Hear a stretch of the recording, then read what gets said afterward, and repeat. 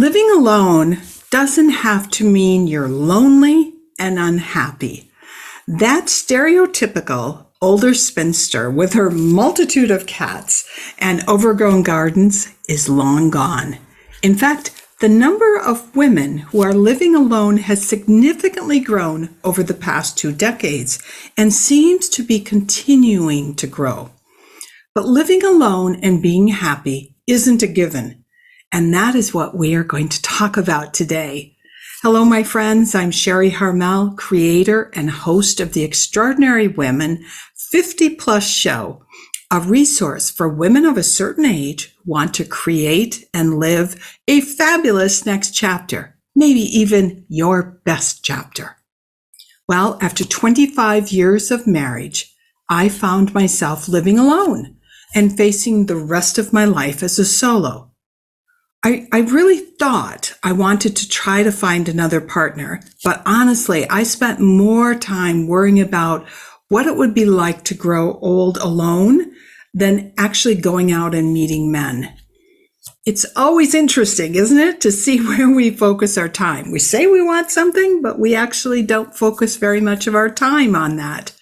I won't say that learning to live alone and being happy was easy, but I mucked my way through it. I made lots of mistakes, but I've also learned a lot. And in the process, I have learned to experience much happiness. But I didn't find true happiness while living alone until I finally got to that place when I realized that we can only really be happy in the moment. That happiness isn't a goal that you work towards, like the perfect job or a particular house, a certain kind of connection with another person. Happiness isn't going to suddenly appear when you get what it is that you think you want so desperately. I found that happiness only happens when we realize happiness is a state of mind, not a destination. I've lived alone now for almost 10 years, and I've learned a lot on my journey, and that's what I wanted to share with you today. Number 1, be brave. Living alone isn't for the weak or the sissies, and yet most of us start out living alone, feeling very weak, very vulnerable. Living alone at the beginning, just feels so uncomfortable and even scary. But I promise you that you will build up your bravery muscles in a way that never would have happened if you stayed married or you were coupled with someone. That's a mindset shift that you have to remind yourself of every single day.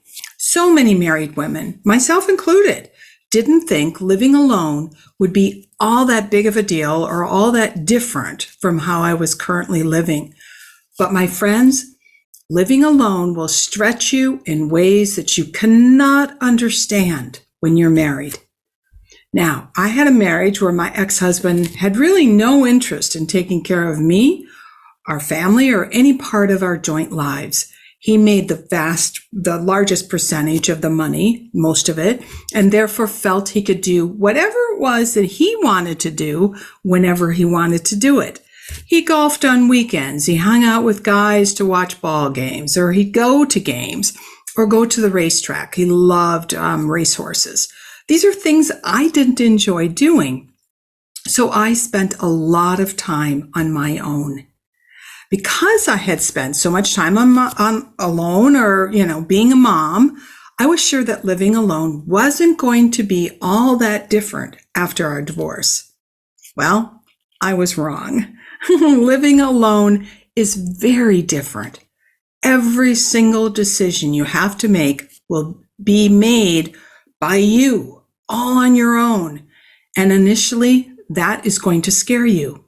Should I sell my house or my apartment? Should I sign up for that program?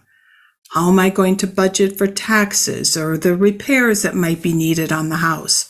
The travel I need to take? What if something goes wrong? What if I get sick? The list is endless. But building your bravery muscle is not all that different from strength training at the gym. Each time you lift that weight and exercise muscle, you can't imagine that anything is happening. You're lifting the weight. Nothing in your mind, nothing is changing much until suddenly you move from the 5-pound weight to the 10-pound weight. Same for making decisions in your life as a single person. That bravery muscle, it starts to get strong. Every decision will freak you out in the beginning, trust me, and then slowly the bar for what freaks you out goes up. Suddenly, you'll discover some decisions you're quite comfortable making. The big decisions, though, might require you to call in the troops, and we're going to talk about that in just a minute. My second tip is to build several communities. I found that some of my social groups went by the wayside after my divorce, which may or may not happen to you. I hear this can also happen to widows, but what's so important is that you do something to create a community. And I actually think you need to create several different communities.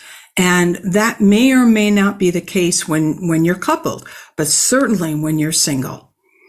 Your exercise community, whether it's yoga that you love, a person you enjoy walking with, the trainer that you work with, the people in the gym when you go, that's one community. Your cultural community, people who enjoy some of the same cultural events that you do, the people who love to go to the symphony or love to go to plays, whatever it might be, or the museums, whatever happens to be, your jam, so to speak. Your spiritual community is another community that's a part of your life. Something about singing a hymn together with a whole congregation makes me feel very connected to others. You've got your long-term pals. I still get together with my sorority sisters from my university days way back when in Minnesota. And even though our lives have gone in, very different directions over the decades, we still love reminding each other of our university days, the parties, the men, the sorority house, our shenanigans. Then you've got your community of trusted advisors. Super important for you to live alone and to be happy. These are the people who manage your money, help you to manage your money. These are the people who make sure you have proper insurance. This might be your real estate agent if you're selling a house or buying and selling over a period of time. It might be your medical community. We all need really good doctors and alternative medicine. All of that is really, really important. Even your hairdresser. I'm telling you, my hairdresser or finding a hairdresser is super important when you move to someplace new. This is your trusted advisors. Every one of the people in that group has a specific skill set that you need. Last, and these might be new or old gal pals. These are the girlfriends that will be your anchors.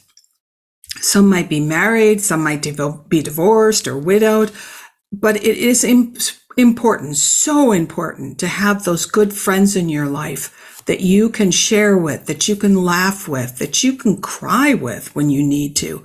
We all need to feel heard and seen, and good friends can do that for you when you live alone. Plus, these good friends just might be your sounding board when you have a big decision in front of you. Or they might be the ones that get you to and from the hospital if you've got a specific procedure. These are all questions that when you live alone, you're like, who am I going to call? Those are your girlfriends. Tip number 3 is be aware of your safety.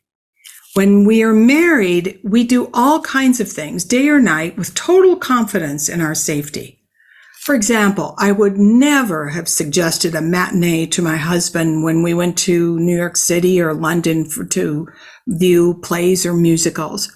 We'd go to the evening performances, we'd do dinner before or dinner after. It never was a question of, gosh, how comfortable am I going to feel? How safe am I going to feel? Well, as a single gal, that is not true. The first few plays I went to as a solo, by intermission, I had begun to think about whether or not I was going to be able to find a taxi when the show was over. A couple of times, I have to admit, I even charged out of the theater during the standing ovations at the very end to try to grab a taxi before the crowd came out. Nuts. I'm telling you, totally and completely nuts. I was so anxious that I didn't even enjoy the second half of the plays.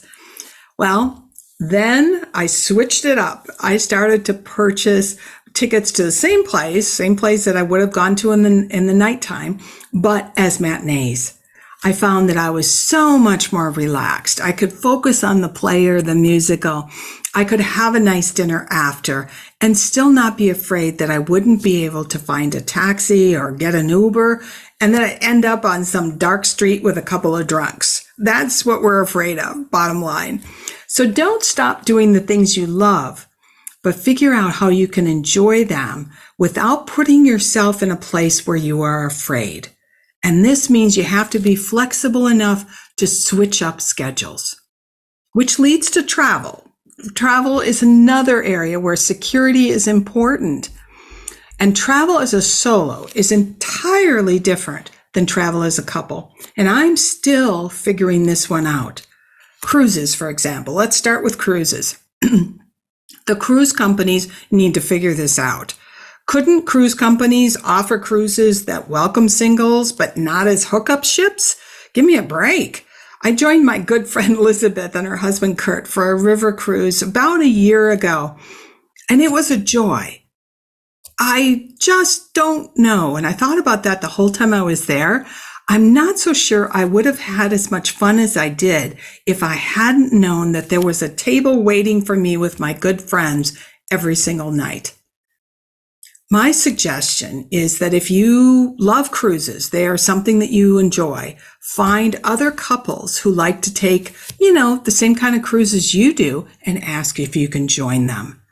It will make your cruise travel experience so much more fun. Trains, now the Orient Express is on my bucket list. That's one we'll see about. The big question is, will the dining car be as beautiful and maybe even romantic if I'm a solo diner? I don't know. Trains, though, between cities in Europe have figured all of this out. They've got single seats on one side of the train, much like airplanes, but it's not that big of a deal to see single travelers on a regular basis. So, in between cities, totally comfortable. Exploring a city, though, all by yourself is hard.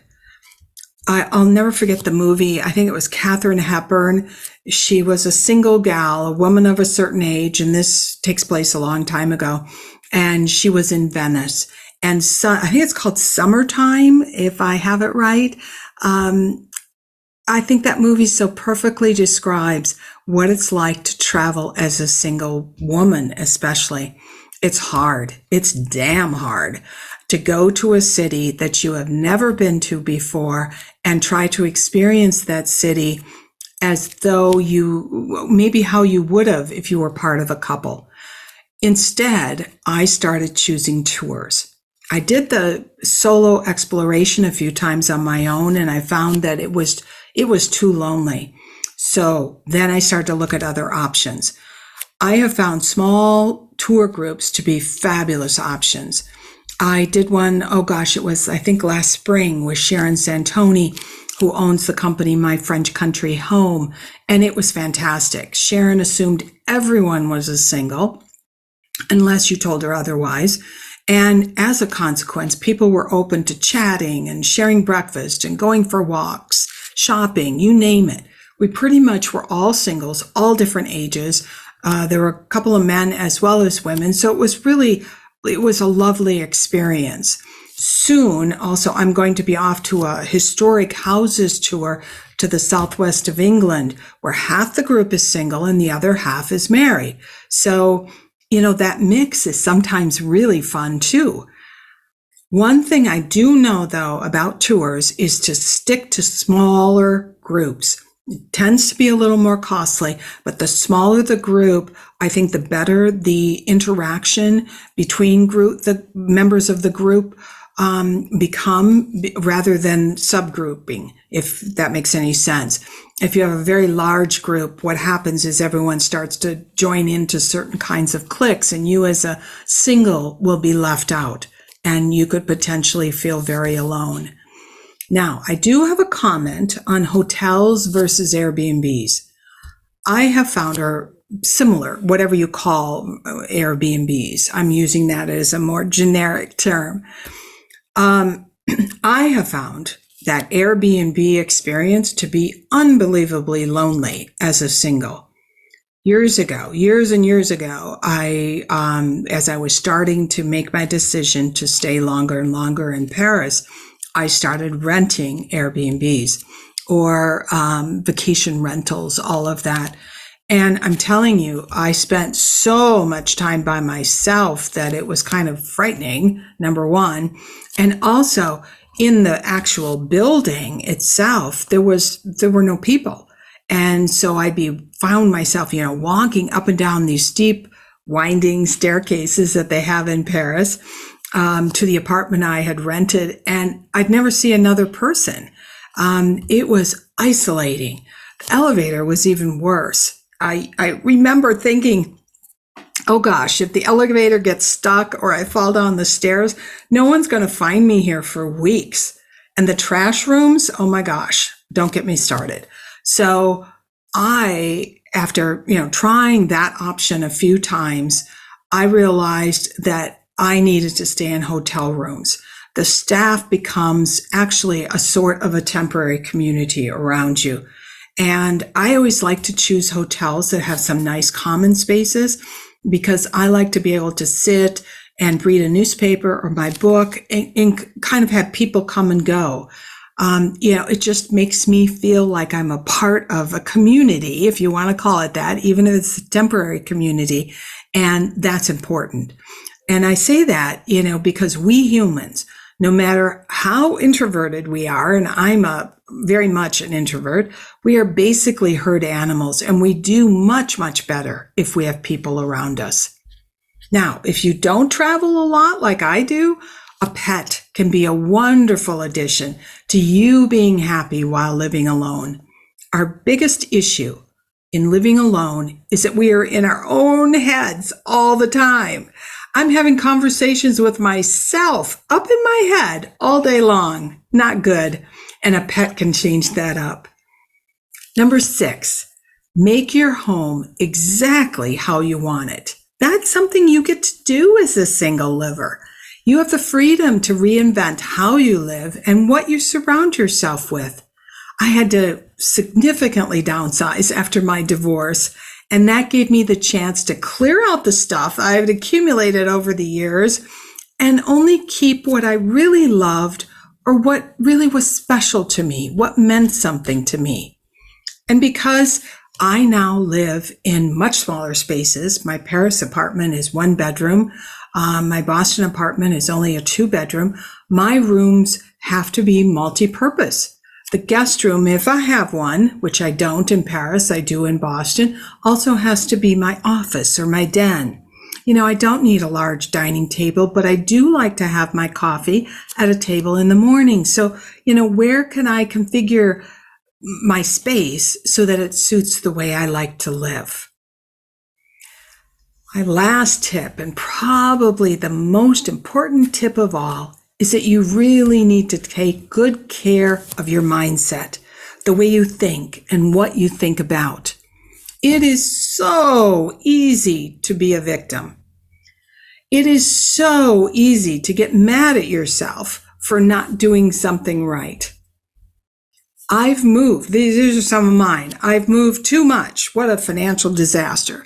I didn't budget for that expense. How could I not see this coming? I can't find that location. What is wrong with me? Why did I waste my time meeting that guy for coffee? I should have known he was a dork. Why did I let that so-called friend into my life? The list goes on and on. We can get really good at beating ourselves up if we're not careful. We can also, here's another warning, we can also let ourselves indulge in fantasy thinking, especially when we're sad. That's when we reflect back on what could have been in our lives. Even ex-husbands start to look good sometimes as we rewrite our memories. Here's an example. I got it in my head a number of years ago that it would be fun to meet my ex-husband in New York City for a weekend of musicals and nice dinners. Those were the times in our marriage when we had fun together. And I thought, oh gosh, that would be great. I mentioned it to him and he was all in. I just never moved forward, and neither did he. Well, my daughter has many things suddenly going on in her personal life. And because of that, the last 2 months, I've had to have weekly conversations with my ex-husband. Oh my, I've suddenly realized that the New York City musical idea that I had was complete and total fantasy thinking. It wouldn't be fun at all. It wouldn't be enjoyable. I'd have to take care of him and listen to all his stories for the entire weekend. But do you see how easy it is when you live alone to fall into fantasy thinking, I call it. So those of us, I should say, who live alone have to learn to be our own best rational advisors as well as joyous cheerleaders. Don't ever beat yourself up. You aren't perfect. You were never perfect because you're human, right? But love yourself. Talk nice to yourself. Let yourself notice the beauty that is right in front of you. Let yourself notice the person who just made you smile. And when I'm on a mission to get something I think I really want, and let me tell you, ladies, I will zone in on it like a dog with a bone and think that that's going to be the answer to everything. I now have to force myself to stop and ask myself, what is driving me to want that, to do that, to go there? What is it? What is it I'm chasing? Usually, it's an emotion that may or may not be achieved by what I think I so desperately want to do. Also, I want you to accept that sometimes what we want changes. Life happens. For example, I purchased an apartment in Boston that needs an entire renovation, and I couldn't wait. I had drawings, I had vision boards, I had Pinterest boards, you name it, magazines. I was having a ball. And then my daughter's issues arrived. And that's when I decided I don't have the energy for a renovation. Between my ex-husband, helping to strategize my daughter's path going forward, counseling my daughter, exploring options for grandkids, I don't have the energy to pick out floor tile for my bathroom. I don't even care about floor tiles, if you want to know the truth at this point, or room colors. Her issues are taking precedence. So as silly as it sounds, I'm putting the apartment on the market and praying someone buys it. I need something that's all finished. Everything's done and I love it as it is. So things happen and you change gears. Let yourself be flexible. Let yourself want something different. And when you are feeling down, I want you to write down all the benefits you receive by living alone.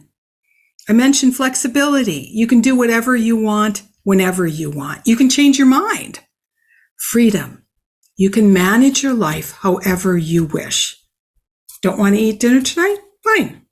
Try out being a vegetarian? Super. Stretch in the middle of the living room? Fine. Pick a vacation spot you've always wanted to see? It's all up to you. Another benefit, peace and quiet. I get to go home to a quiet house.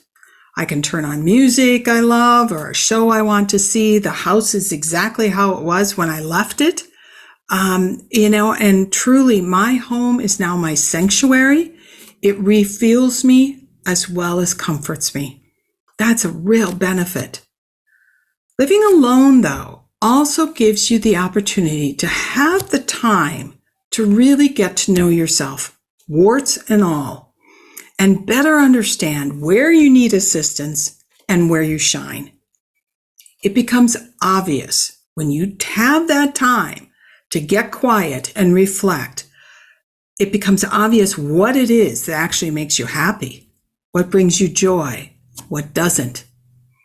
You also have the time to ask yourself that important question: how could I have done that better? What did I learn from that experience? Self-awareness, my friends, is truly the cornerstone to being happy. You'll make decisions for the right reasons. You'll surround yourself with good people. You'll let the past go because you'll be so excited for what's next in your life. Now, if you liked this video, please hit the like button and subscribe. That helps YouTube know that you liked it, and therefore they will share this video with other people. And given I'm trying to grow this channel, trying to create a little business, I so very much would appreciate your thumbs up and your feedback. Aviento.